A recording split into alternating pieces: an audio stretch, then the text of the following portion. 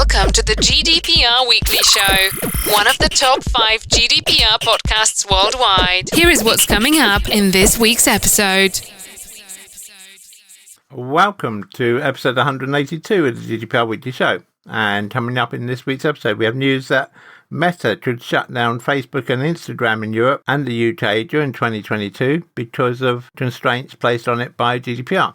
We then have news that in London, the Foreign and Commonwealth Office has been hit by a cyber attack. And we then have an article which should be of interest to pretty well everyone with a website, because it's been established through a court in Germany that using Google Fonts API is in breach of GDPR. On a similar line, we then have news that CNIL, the French regulator, has followed Austria in finding that Google Analytics breaches GDPR. And we then return to the UK, where Optinis subsidiary Parasol data breach has affected the payment to UK IT contractors. We then travel to Merseyside, where Whitby High School in Ellesmere has had a data breach. And we then travel to Sarasota in Florida, where Beetle Eye has had a data breach. Then remaining in the USA, we have news that Puma, the sportswear brand, has had its employee data affected by a data breach. And we then travel to Portugal, where Vodafone Portugal has been affected by a cyber attack. We then travel to Canada, where settlement has been reached after the Desjardins data breach. And we then travel to Croatia, where telecoms operator A1 Hrvatska has had a data breach. We then return to the UK, where the High Court has given further guidance on distress-only damages claims under GDPR. We then have news that Amazon has closed down the FlexBooker web bucket after a data breach. And we then travel to Puerto Rico, where Inmeriata has agreed a data breach settlement. And then to Myanmar, where Telenor Myanmar customers have lodged a GDPR complaint to stop the company from being sold. We then return to the UK, where we look at GDPR and the Journalistic Exemption. We then travel to Moldova, where they've now implemented their own version of GDPR. And then finally this week, we travel to Brussels, where the EU Ombudsman has opened an inquiry into GDPR monitoring in Ireland. So as always, a wide range of articles for you this week. We hope that you find the information in the articles useful and informative. We always really value your feedback. So if you have any feedback for us, please do email us at feedback@gdprweeklyshow.com. We do read every single piece of feedback we receive, but unfortunately, due to the volume of feedback we receive, it's not always possible for us to respond to each piece of feedback individually. We are exhibiting at Business Revival, Excel Centre London, on 9th and 10th March. Stand 67. Come along and say hello. We begin this week with news that in light of the Schrems II decision issued in July 2020 and the European Commission's adequacy decision for the EU-US Privacy Shield framework being made invalid, and that the Schrems II judgment found that US surveillance measures interfered with what are considered fundamental rights under EU law, i.e. the rights to respect for private and family life, including communications and the protection of personal data. Following Schrems II, almost all transatlantic companies have re-evaluated their policies and practices surrounding the transfer of personal information out of the EU and the safeguards under GDPR that they rely on for those cross-border data transfers. While there's been some guidance, there's currently no replacement for the EU-US Privacy Shield, and US surveillance practices remain a problem under GDPR. Since then, we've also had the examples which we mentioned to you last week about Google Analytics and this week about Google Fonts, again causing this difficulty between European operations and the US. And this is putting all big US tech companies in a tough situation, so perhaps it shouldn't be too much of a surprise to learn that this week, Meta's taken a different stance. Meta, of course, being the new name for Facebook and its associate companies such as Instagram. In its annual report on Thursday, it is considering shutting down Facebook and Instagram in Europe if it can't keep transferring data back to the US. The annual report states on page 9, in August 2020, we received a preliminary draft decision from the Irish Data Protection Commission, the IDPC, that concluded that Meta Platforms Ireland's reliance on standard contractual clauses in respect of European user data does not achieve compliance with GDPR, and proposed that such transfers of user data from the European Union to the United States should therefore be suspended. We believe a final decision in this inquiry may issue as early as the first half of 2022. If a new transatlantic data transfer framework is not adopted and we are unable to continue to rely on standard contractual clauses or rely upon other alternative means of data transfers from Europe to the United States, we will likely be unable to offer a number of our most significant products and services, including Facebook and Instagram, in Europe, which would materially and adversely affect our business, financial condition and results of operations. Now, some in Europe have said this is Meta attempting to blackmail the regulators into making a decision which rules in Meta's favour. But in our opinion, the statement doesn't read like that. It just really is a matter-of-fact statement. It's stating that if they can't reach agreement, and if the EU continues to say that standard contractual clauses don't cover Facebook's transfer of data, then Facebook will simply shut down its UK operation and its EU operation. Doubtless this is a story which is going to continue to develop during 2022, so whenever we have an update, we'll bring it to you right here on the GDPR Weekly Show. You're listening to the GDPR Weekly Show with your host, Keith Budden. To London now, and the Foreign Commonwealth and Development Office, the FCDO, was the target of a serious cybersecurity incident, forcing it to seek urgent support to deal with the emergency. The UK government revealed the existence of the incident in a public tender announcement. The contract award notice revealed that the Foreign Commonwealth and Development Office paid BAE Systems Applied Intelligence £467,325.60 after it was hit by a serious cybersecurity incident. Further details have not been disclosed. In response to the incident, it said that urgent support was required to support remediation and investigation. The date of conclusion of the contract was 12th of January 2022, while the tender details were published on the 4th of February 2022. BAE Systems was the only tender received, as the FCDO was unable to comply with the time limits for the open or restricted procedures or competitive procedures with negotiation due to the urgency and criticality of the work. The awarded supplier is the authority's long-term incumbent service management integrator, and as such has resources on site with significant knowledge and understanding of the authority's infrastructure, said the tender. A Foreign Commonwealth and Development Office spokesperson said, "We do not comment on security, but have systems in place to detect and defend against potential cyber incidents." Although the ICO originally said that it had not been contacted by the FCDO about the incident, a spokesperson later said, "We are aware of media reports in relation to this matter and we are making inquiries." The BBC later reported that unidentified hackers had got inside FCDO systems, but had been detected and stopped. Given the growing global tension, it's likely that cyber attacks are going to become more prevalent, especially against government departments. And of course, turning to Ukraine, the Ukrainian government launched an investigation in January after its websites were taken down in a cyber attack. Messages appeared on the websites before they went down, warning Ukrainians to be afraid and prepare for the worst. If we get news of any other significant cyber attacks affecting government departments here in the UK or indeed across Europe, we will of course bring them to you right here on the GDPR Weekly Show. Contact us on helpdesk@gdprweeklyshow.com. If you're a regular listener to GDPR Weekly Show, then you'll remember that back in episode 178, we brought you news about a German court finding that a website using Google Analytics was in breach of GDPR because of data transfer to the USA. Well, this week, a court in Munich in Germany ruled that a website owner should have to pay injunctive relief and damages of €100 for violating GDPR simply because it uses Google-hosted fonts. And it awarded this €100 because to use the fonts, the website owner had passed the visitor's IP address to Google so that the font would appear. And that's perfectly standard if you use Google fonts from Google sources and not embedded in your own server or your own website. The court ruled that because it was possible to use the fonts without connecting to Google, then using the fonts connected to Google and exposing the visitor's IP address was a violation of GDPR. In its judgment, the court said the defendant violated the plaintiff's right to information or self-determination by forwarding the dynamic IP address to Google when the plaintiff accessed the defendant's website.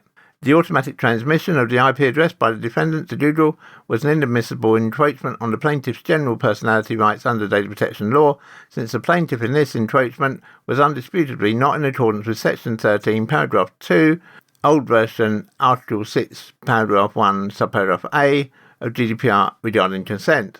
Google Fonts Frequently Asked Questions discloses that the data collection under a section about user privacy and states that it caches responses to minimize requests and serve the fonts faster. It does not specify exactly what data is collected, but seems to imply that information it collects is necessary to serve the fonts. The Doodle Fonts API is designed to limit the collection, storage and use of end-user data to only what is needed to serve fonts efficiently, Doodle says. The German court's ruling threatens a fine of €250,000 for each case of the infringement or alternatively 6 months imprisonment if the site owner does not comply and continues to provide Doodle with IP addresses through their use of Doodle fonts. Now, worldwide, it's known that more than 50 million websites use the Doodle Fonts API. Many site owners may not even realise that they're using them. In consideration of those who may be subject to European courts, WordPress plugins and themes that use Doodle fonts should offer a user-friendly option to self-host the fonts. If you want to continue to use Doodle fonts in a more privacy-respecting way, there are tutorials for self-hosting the fonts available on the internet. This is a very serious ruling with widespread implications, and so we would recommend to anyone who's using Doodle fonts on their website, or if you're not sure if you're using Doodle fonts, then either check yourself or ask your web developer to check. And if you are using Doodle fonts, then make sure that you're hosting them locally and not via the Doodle API, because with this precedent now set, of course it's likely that other people will try to sue for damages against you because you're transferring their IP address to Doodle. This is a really urgent action, so please do take action on this in the coming week. We've reached out to Doodle for a comment, and if we hear back from them this week, we will of course bring it to you in next week's episode of the GDPR Weekly Show. Following on from the previous article, and just weeks after the Austrian Data Protection Authority's ruling that Doodle Analytics violated the EU GDPR, France's CNIL has reached a similar decision. The rulings are the first stemming from 101 complaints filed by the advocacy group NOYB through EU member states following the Schrems II decision that invalidated the EU-US Privacy Shield in July 2020. In its decision, CNIL said data collection and transfers to the United States using Doodle Analytics are illegal, violating Article 44 GDPR. CNIL ordered an unidentified French website manager to bring its processing into compliance with GDPR within 1 month and stop using the service under current conditions if necessary. CNIL said transfers to the United States are currently not sufficiently regulated, and the absence of an EU-US adequacy decision presents a risk for French website users who use this service and whose data is exported. The authority noted additional measures taken by Doodle to regulate Doodle Analytics data transfers are not sufficient to exclude the accessibility of this data for US intelligence services. CNIL said its investigation also extends to other tools used by sites that result in the transfer of data of European Internet users to the United States, adding corrective measures in this respect may be adopted in the near future. Matt Schrems, who of course started all this off, believes other authorities will decide similarly to the French and Austrian DPAs. In the long run, we either need proper protections in the US or we will end up with separate products for the US and the EU, Schrems said in a written statement. I would personally prefer better protection in the US, but this is up to the US legislator, not to anyone in Europe. We have, of course, been waiting quite some time for a replacement for the EU-US Privacy Shield. It's known that EU regulators are working on such a proposal with the US, and it's surely to be hoped by everyone that this time the proposed solution, or the solution which is finally reached, is Schrems-proof, because we've had the Schrems ruling and the Schrems II ruling, both of which have served to invalidate the current framework, and so it would be hoped that it's not possible for that to happen to the coming framework. Ultimately, it's an issue which is in the hands of the European Commission and the US State Department, so we hope that they can both reach a conclusion sometime soon. And whenever we do have any updates, we will of course bring them to you in the next available episode of the GDPR Weekly Show. We are exhibiting at Business Revival, Excel Centre London, on 9th and 10th March. Stand 67. Come along and say hello. We return to the UK now, and contractors working for the Parasol umbrella company are querying why it's taken so long for news of the firm's data breach, which is linked to a cyber attack on its systems 5 weeks ago, to come to light.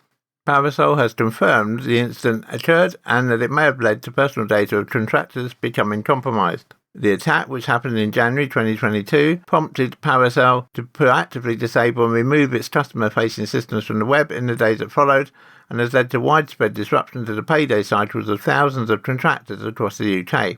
Parasol's parent company, Optinis Group, confirmed in an email to contractors on the 7th of February 2022 that its IT security team had uncovered evidence that some data had been copied and leaked online since the attack on the systems in January. The email, sent by Optinis Group CEO Doug Crawford, said the firm had been unable to ascertain the precise nature of the information contained in the leak, but it would notify its contractors and employees immediately if it emerged that their personal data had been compromised. We felt it was important to let you know about this development, and we can assure you that we will inform you as a matter of urgency should we uncover the personal data, which is likely to result in a high risk to you, has been leaked, the email added. As we go to broadcast, no further details about the amount or type of data compromised by the breach has been released by Optinis, nor is it clear how many contractors have been affected by the incident. In a statement, the company said, "Unfortunately, we're not able to provide more information at this stage, but would reiterate that our team of cybersecurity experts are working as quickly as possible on this investigation." As well as Parasol, the Optinis Group also owns and operates a number of contractor-focused accountancy firms, including Nixon Williams and SJD Accountancy. The group is collectively understood to provide services to around 28,000 contractors across the UK. One issue of concern is that only those contractors still currently under contract to Optinis have received this email from the CEO.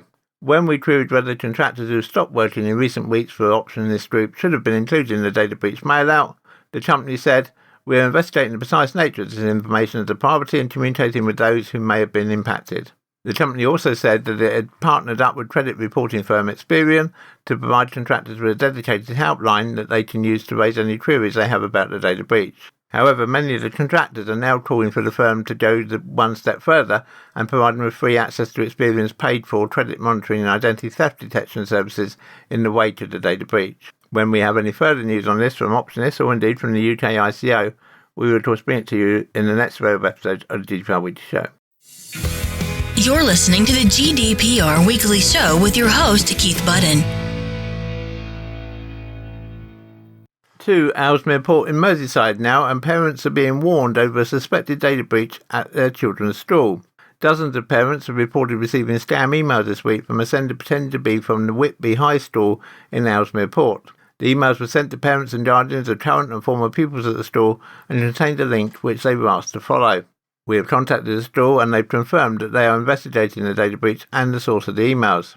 Parents from the school have taken to Facebook in a bid to warn others about the emails and urge them not to open the link. Posting a community group, one mum urged people to check the sender's email before opening any links or downloading any attachments. Another mum said they received a similar email posing as a school, but on closer examination the sender address was based in the USA.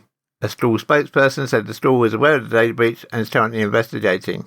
Their advice was do not click on any links in the scam emails, do not reply to the emails or contact the senders in any way. If you clicked on a link in the email, do not supply any information on any website that may open, and do not open any attachments that arrive with email. If you think you may have been compromised or associated with bank details and or you may have lost money due to the fraudulent misuse of your cards, you should immediately contact your bank. If we get any update on this either from the school or from the ICO, we will of course bring it to you in the next available episode of the GDPR Weekly Show. Contact us on helpdesk@gdprweeklyshow.com. To Sarasota in Florida now, and news that Beetle Eye, a marketing and CRM company, have had a data breach. It's understood that an unsecured Amazon S3 bucket was discovered containing the personally identifiable information of millions of people. Inside the bucket were 10 folders containing around 6,000 files and totaling over 1 gigabyte of data. While most, approximately 99% of the data, belongs to American residents, some information relates to people living in Canada. The researchers who discovered the breach said, "We know that Beetle Eye owns the misconfigured Amazon S3 bucket because of references to the company inside the bucket." Beetle Eye's clients include the Hilton, Sandyston Beach, the Marriott Bay Resort, Grand Junction, Colorado, and Mars Partnership. Researchers said the personally identifiable information was publicly available to all internet users because the bucket had not been configured correctly. No password protection or encryption had been implemented to secure its contents. Exposed records contain several forms of personally identifiable information, including names, phone numbers, email addresses, and mailing addresses. Researchers were also able to access answers individuals had given to survey questions. Specifically, this data relates to the leads of the companies using Beetle Eye's marketing automation platform, researchers said. In other words, the data exposed most likely belongs to potential customers of Beetle Eye's clients. 3 different data sets, unnamed leads, GoldenIsles.com leads, and Colorado.com leads were found inside the bucket. Researchers estimate that the personally identifiable information of around 7 million unique users was exposed in the data breach. This estimate is based on a sample of roughly 0.124 gigabytes of CSV files, taking duplicates into account, they said. After discovering the open bucket on September 9, 2021, Website Planet sent a responsible disclosure of the data breach to Beetle Eye and its parent company, Atlantis Labs, on the same day. The researchers also disclosed the breach to AWS and the USA Computer Emergency Response Team. We suggest Beetle Eye and companies in general always double-check their databases to make sure they're secure, they said. It's also advised that companies assess the security of their databases at regular intervals. We've reached out to Beetle Eye for a statement, but at the time of doing the broadcast, we've not received anything back from them. If we do receive something, we will, of course, bring it to you at the earliest possible opportunity. In episodes 170 and 175 of the GDPR Weekly Show, we brought you details of the ransomware attack by Kronos. And this week it's emerged that Puma has been affected by the data breach. Sportswear manufacturer Puma has reportedly suffered a data breach after a Kronos ransomware attack. The attackers stole the personal information of Puma employees and their dependents from the Kronos private cloud. The data breach notification of Puma has been filed with several Attorney General offices in February. Following the attack, a Kronos customer said they'd had to roll back to using paper and pencil to monitor timekeeping and also to manually write checks. Letters have been sent to people affected by the Puma data theft on February the 3rd. In the letter, it explained that Kronos was performing a comprehensive review of the affected environment to find whether personal information of several Puma employees was among the data affected. Kronos on 7th of January 2022 confirmed that some of the personal information was among the stolen data, and Puma had been informed about the incident on 10th of January 2022. Puma had been contacted and were keen to stress that the information affected related only to employee data and that no customer data had been involved. They said employees affected by the data breach have been given 2 years of free Experian Identity Works membership, which includes credit monitoring, identity restoration, and identity theft insurance. Kirsten Neuber, Puma's senior head of communications, in a statement has confirmed that no customer data was affected by the data breach. We are exhibiting at Business Revival, Excel Centre London, on 9th and 10th March. Stand 67. Come along and say hello. To Portugal now, and Vodafone's Portuguese unit said on Tuesday that a hacker attack overnight had disrupted its services but assured its customers that their personal data had not been compromised as a result of the incident, which is under investigation. Vodafone Portugal said in a statement that thousands of customers had reported they were unable to make calls or access the internet on their phones or computers. It later discovered the technical issues were caused by what it described as a deliberate and malicious cyber attack. There's no evidence customer data has been accessed or compromised, it said. An in-depth investigation of the Criminal Act will continue for an indefinite period with the involvement of the competent authorities.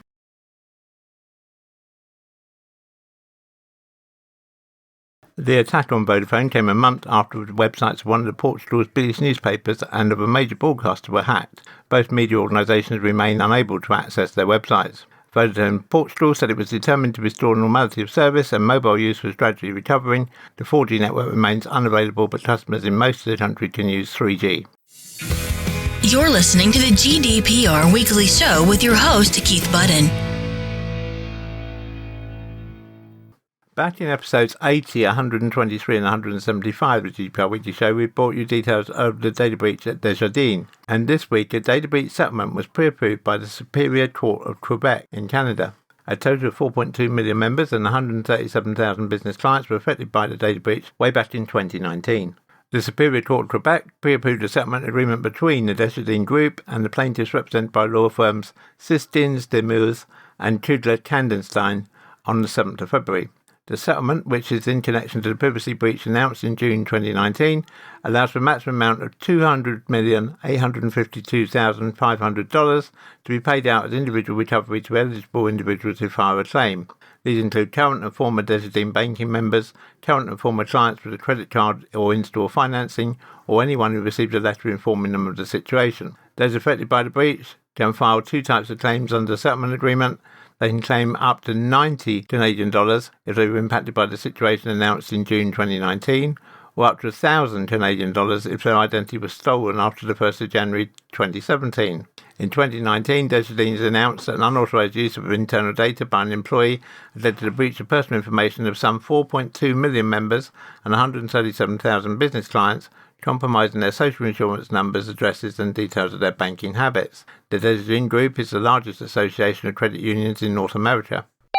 Contact us on helpdesk@gdprweeklyshow.com.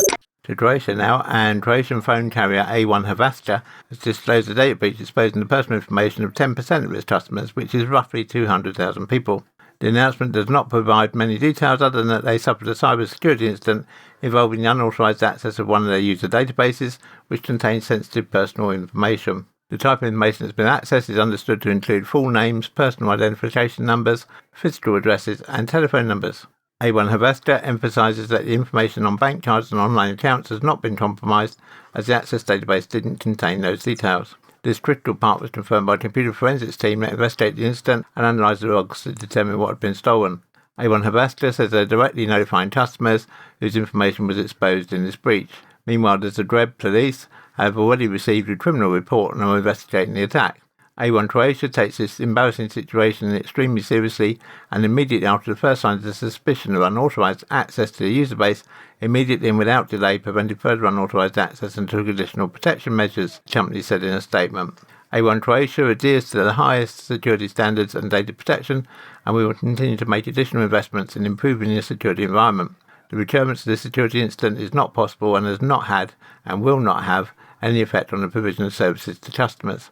A1 Hrvatska is a strategic partner of Vodafone, whose Portugal region, of course, suffered a very disrupted cyber attack, which we mentioned in an earlier article in this week's episode of the GDPR Weekly Show. Strategic partners sometimes share online infrastructure, but in this case, the connection seems unlikely, even though it has not been completely ruled out. The incident doesn't appear to have affected A1 Hrvatska's services or operation, so it looks like a case of unauthorised access to a database, either through misconfiguration or stolen credentials. If we get any more information from A1 Hrvatska, we will of course bring it to you in a future episode of the GDPR Weekly Show. Back to the UK now, and the UK High Court has given further guidance on distress-only damage claims in GDPR cases. In Stadler v Currys, the High Court awarded summary judgment against the claimant who alleged distress following an inadvertent data breach. In the judgment, Stadler v Currys Group Limited 2022 EW8C 160 QB, the High Court struck out all claims bar that for the breach of UK GDPR and transferred the matter to the County Court, where it suggested allocation should be to the small claims track. To give a better background, the claim concerned a defective smart television which was returned to the defendant by the claimant for repair. A decision was made to write off the unit, and it was sold on for repair and resale without the defendant performing a factory reset or a data wipe. The claimant's Amazon account was later used by a third party to purchase a film. The claimant brought proceedings for breach of UK GDPR, misuse of private information, breach of confidence and negligence, claiming that the apps which were logged in on the smart TV should have contained all the claimant's personal and financial details. The claimant claimed that as a result of the defendant's actions, they had suffered psychological distress, anxiety, loss and damage, which had been exacerbated due to the sensitive personal and financial nature of the data accessed by the third party. In reaching its judgment, the court applied the recent Warren v DSG retail decision finding that for misuse of private information and breach of confidence claims to succeed, wrongful use had to be made of the information by the defendant in the form of positive action. In this case, the defendant had failed to take positive actions to prevent the misuse of private information or the breach of confidence. However, neither imposed a positive data security duty on the holder of the information. In the present case, the defendant was not making use of the data or information in passing the smart TV to a third party, and there had therefore been no use of the information by the defendant. Applying the precedent from the Warren case to this case, the court also struck out the negligence claim on the basis that there is no need to impose a duty care on a data controller where there are already statutory duties, i.e. under Data Protection Act 2018 and UK GDPR, and a state of anxiety falling short of clinically recognisable psychiatric illness does not constitute sufficient damage to be found for an action to be negligible. The court considered the UK GDPR claim had sufficient prospects to succeed to avoid being struck out. However, it found that the Supreme Court judgment in Lloyd v Google that damages for non-trivial breaches under the Data Protection Act 1998 are not recoverable unless there's proof of damage or distress appeared to apply equally to claims under Article 82 of UK GDPR, and noted another 2021 decision, Rolfe v Will Waspra Vizards LLP, which confirmed that distress claims arising from fear of the unknown, feeling ill and losing sleep, worrying about the possible consequences of a data breach, were considered to fall below the de minimis threshold for recoverability. So what in particular is to be noted from this? After Warren, some claimant firms were seeking to argue that failure to take adequate security measures was sufficiently positive an act to be found a misuse of private information. This argument looks increasingly difficult in light of Stadler, which suggests that it is wrong to conflate the measures taken to protect private information with misuse of the information itself. So inadequate security measures will not be enough to found a misuse of private information claim, as they do not involve the use of personally identifiable information. After Lloyd versus Google, claimants have been arguing that the decision that damages for loss of control are not recoverable per se does not apply under claims under the Data Protection Act 2018 as opposed to the Data Protection Act 1998, which Lloyd considers. Whilst the court did not address this issue, it's willingness to read across the Supreme Court's findings about recoverability of trivial losses to a claim under the Data Protection Act 2018 suggests this argument may be difficult. Whilst there's still no definitive guidance on the level of quantum that's recoverable in small data breach claims, the court commented that this was a very low-value claim that might end up being worth just a few £100s. And we're seeing this more and more, that this is becoming a common sort of level. We've had judgments from Germany where awards have been in the region of €100. And so hopefully it will set a level which can be just accepted by any one of us who work within the industry and save a lot of legal time by just reaching out toward settlements which are around that figure. We are exhibiting at Business Revival, Excel Centre London, on 9th and 10th March. Stand 67. Come along and say hello. Back in episode 177, we brought in news of a data breach at FlexBooker. And this week it's emerged that Amazon has stepped in to close the exposed FlexBooker bucket after the data breach in December. To give a bit of history, FlexBooker was using an AWS S3 bucket to store data but did not implement any security measures, leaving the contents totally exposed and easily accessible to anyone with a web browser. The 19 million exposed files included full names, email addresses, phone numbers and appointment details.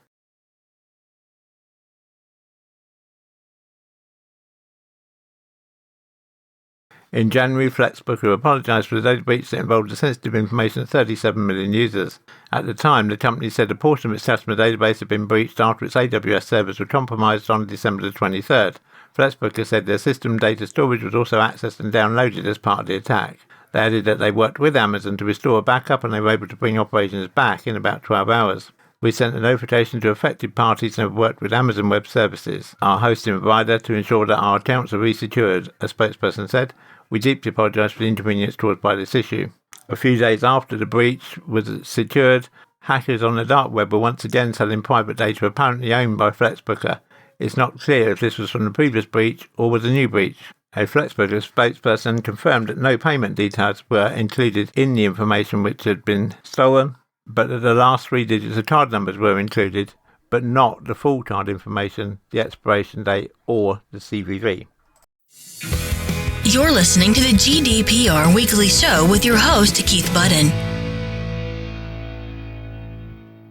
To Puerto Rico now, and Puerto Rico software company Inmeriata Health Group has agreed to pay $1.125 million to settle a class action lawsuit filed over a 2019 data breach. The protected health information of more than 1.5 million individuals was exposed in a security incident which was detected by Inmeriata in January 2019. 3 months after the breach was discovered, the 20-year-old company began notifying individuals whose information may have been exposed in the attack.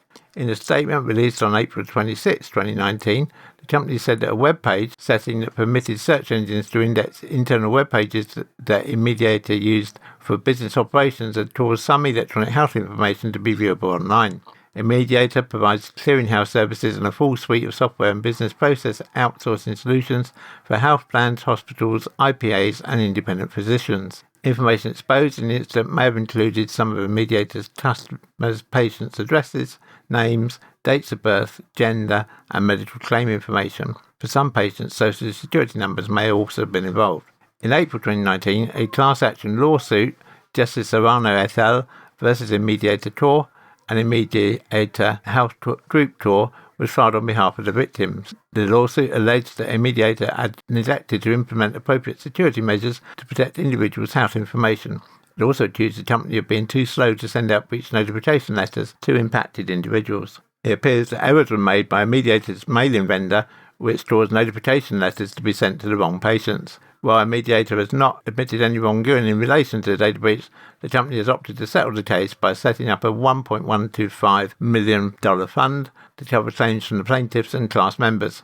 Under the terms of the agreement, all class members will be entitled to submit claims of up to $2,500 as reimbursement for documented out-of-pocket expenses incurred in relation to the data breach. Valid expenses include the cost of credit monitoring services, fees, and any fraudulent charges on their accounts, as well up to 3 hours of time at a rate of $15 per hour.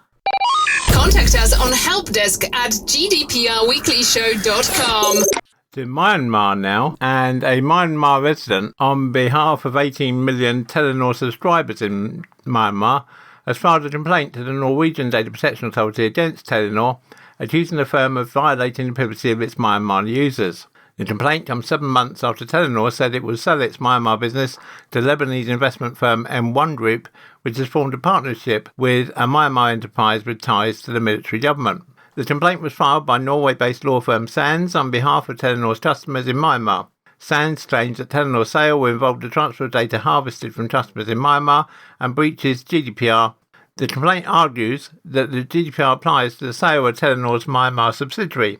We asked the Norwegian Data Protection Authority to investigate the case urgently and use its powers to ensure that the rights of Telenor's customers in Myanmar are not violated, as this could have very serious consequences, Sands privacy and data security law specialist said in a public statement. While GDPR mandates businesses to protect data that belongs to citizens and residents of the EU, it also applies to EU-based companies that control and process personal data outside of EU borders. But the former headquartered Telenor Group argues that even though it is the holding company of Telenor Myanmar, user data generated by customer activity in the Southeast Asian country isn't handled within the EU. Telenor Group also claimed it does not control how the data is processed. On July 8, 2021, Telenor agreed to sell its Telecom business in Myanmar to M1 Group for $105 million. Since then, rights groups have opposed the planned sale. Nearly 500 local civil rights groups have accused the firms of failing to prevent or mitigate adverse human rights impacts. Then on February the 1st this year, nearly 170 local rights groups sent an open letter to Norwegian Prime Minister Jonas Gahr Støre requesting the Norwegian government to halt the deal. The group said in a statement that the sale could give the Myanmar junta direct access to sensitive user data, which could be used to persecute, arrest and torture individuals who oppose military rule.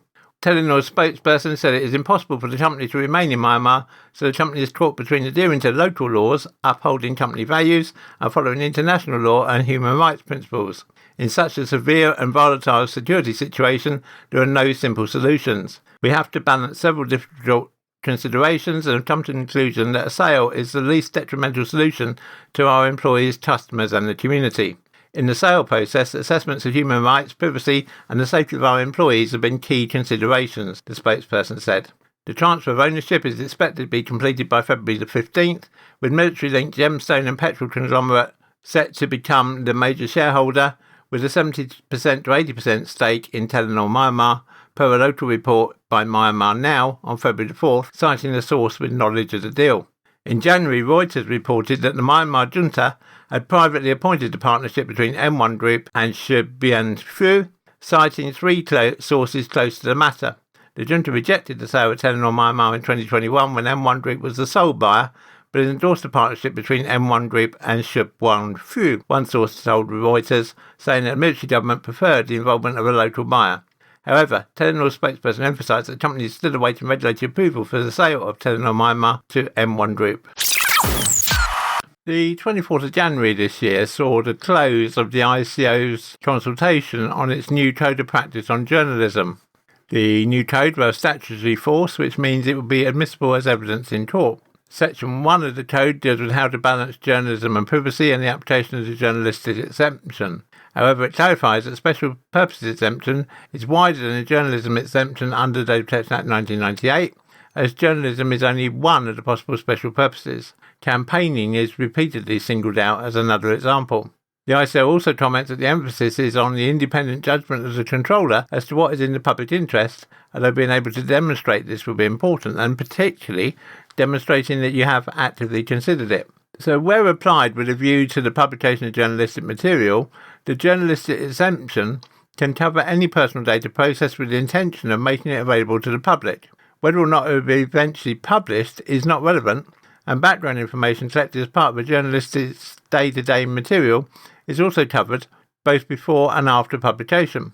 Data processed as a result of a complaint with a view to printing a correction or retraction will be covered, but not if there's no possibility of the complaint affecting the publication. So how is it to be decided whether the journalistic exemption is to apply? Well, controllers can rely on the exemption if there's a reasonable belief that publication is in the public interest. And of course, it's always worth remembering that what is in the interest of the public is not necessarily what's in the public interest, because, as always, it involves both a subjective and an objective assessment. The subjective element requires the controller to consider whether publication is in the public interest and form a view, and preferably keep a record of what their decision was. The objective element is that the belief must be objectively reasonable, i.e. one that a reasonable person could hold in the circumstances. It doesn't need to be the only, nor the most reasonable view, only that a reasonable person could hold that view.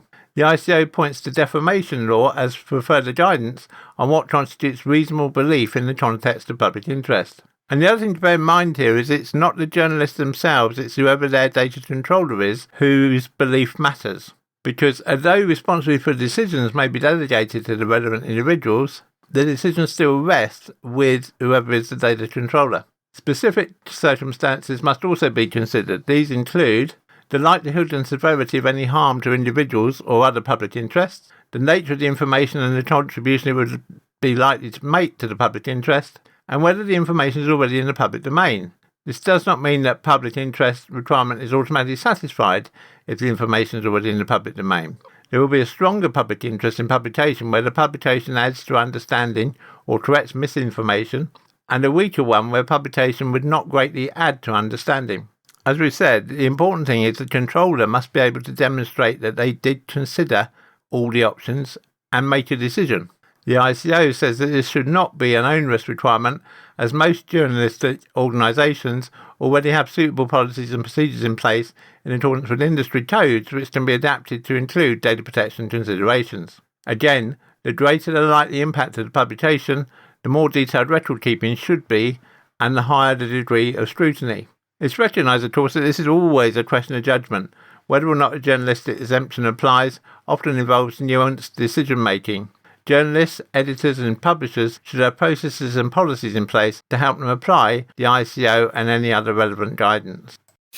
We are exhibiting at Business Revival, Excel Centre London, on 9th and 10th March.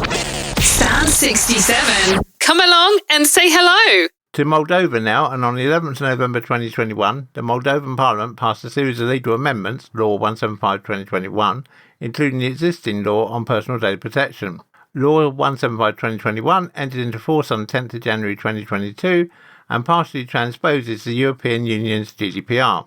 The most important change is that personal data controllers will no longer be obliged to submit prior notification, which in essence was a registration application, to the National Centre for the Protection of Personal Data. This will help controllers overcome the Centre's formalistic approach when checking applications. Now, controllers are on their own, free to implement the measures that they deem adequate and sufficient to ensure compliance with Law 175/2021. As of the date of entrance into force of Law 175/2021, the register of controllers previously kept by the Centre will cease to exist. Law 175/2021 does impose a mandatory impact assessment in the case of the type of processing, in particular using new technologies, and taking into account the nature, scope, context and purposes of processing is likely to result in a high risk to the rights and freedoms of natural persons. Where such a data protection impact assessment indicates that personal data processing would lead to a high risk and the controller believes the risk cannot be mitigated by reasonable means, the controller will be obliged to consult the Centre prior to initiating the respective personal data processing activity. Another novelty is the designation of a data protection officer. The cases where the controller is obliged to designate a data protection officer are similar to those listed in GDPR, i.e. where processing is conducted by a public authority or institution, activities consisting in processing operations requiring regular and systematic monitoring of data subjects on a large scale, and activities consisting in the processing of special categories of personal data. Under the new rules, cross-border transfer of personal data is generally permitted based on the principle of the free flow of personal data to any member state of the European Economic Area and to states that ensure an adequate level of personal data protection. The Centre is obliged to adopt and publish in the official Gazette of Moldova the list of states ensuring an adequate level of personal data protection. So it's good to see yet another European country falling into line with GDPR and GDPR becoming a wider standard right across the European Economic Area. And finally this week we have news that the EU Ombudsman has opened an inquiry into GDPR monitoring in Ireland. The inquiry comes after an ICCL complaint against the EU Commission for neglecting its duty to act on Ireland's failure to properly apply GDPR. EU Ombudsman Emily O'Reilly has opened an inquiry into the European Commission's monitoring of how data protection rules are applied in Ireland. The inquiry comes after the Irish Council of Civil Liberties lodged a complaint with O'Reilly alleging that the Commission had failed to properly monitor the application of GDPR in the country. In a letter to Commission President Ursula von der Leyen yesterday, the 10th of February, O'Reilly said the inquiry is about whether the Commission has taken adequate steps to collect sufficient information about the facts. In November, ICCL Senior Fellow Jeremy Ryan lodged a formal complaint with O'Reilly, claiming that the Commission has also neglected its duty to act on Ireland's failure to properly apply GDPR. The ICCL has long been critical of the Irish Data Protection Commission, the DPC, over how it's been handling GDPR complaints against big tech companies such as Meta, Google and Apple. The DPC acts as the EU's lead data supervisor for several major US technical players because they have their European headquarters in Ireland. Ryan said last year that Ireland had become a bottleneck of GDPR investigation and enforcement, and the Irish DPC has failed to resolve 98% of cases important enough to be of concern across the EU, a claim disputed by the DPC. The Ombudsman wants the Commission to look at the ICCL complaint because questions are bound to arise in the minds of citizens if different factual accounts circulate regarding the implementation of this important legislation. Public bodies, along with civil society organisations, report that the application of GDPR in Ireland is inadequate, whereas the Commission's recent reply to the complaint in this case appears to suggest there's no evidence of this, O'Reilly wrote. The Ombudsman has asked the Commission to provide a detailed and comprehensive account of the information it's collected so far around whether GDPR is applied in all aspects in Ireland. The Commission also must provide explanations of how and from what sources it's gathered the information, and the deadline to respond is the 15th of May 2022. When we get any update on this, we will of course bring it to you in the next available episode of the GDPR Weekly Show. Contact us on helpdesk@gdprweeklyshow.com. The GDPR Weekly Show is an Insurity production. Until next time, bye-bye.